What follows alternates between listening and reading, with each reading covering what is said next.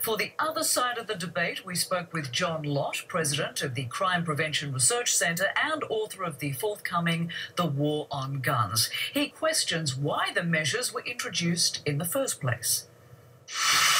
None of those bills or amendments would have affected the Orlando case.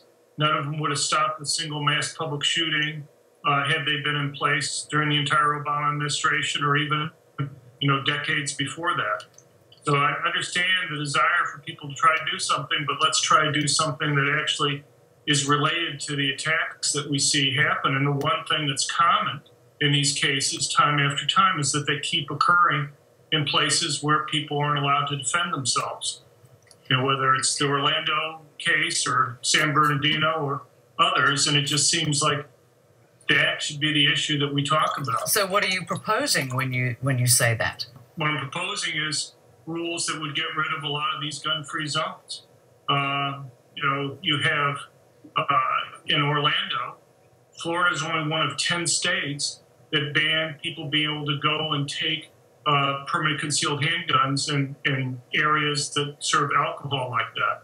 But, sir, this is, as you say, it was a nightclub. You're not proposing that people within a nightclub where they're drinking, people get uptight even if they bump against each other. You're proposing that people in a situation like that, an environment like that, be armed? 40 states allow people to be armed in that situation. And yet, with all the decades and all the states that we've had having those rules, you can't point to a single example that would illustrate the type of problem that you just said. What you find is that the type of people who go through the process to get a concealed handgun permit tend to be extremely law-abiding. Now, some of those states kind of treat people like designated drivers. If you go in there, you're not allowed to drink. Or others will make it a crime if you get drunk while you're carrying. But the question isn't what possibly might happen. Let's look at the fact that 40 states allow what I was just talking about for Florida, and you can't point to a single problem like the one you were worried about. The American people, for the most part, want to see some kind of gun control measures in place, though, and the proposed measures would have strengthened background checks and would have prevented the sale of guns to people on a government terror watch list.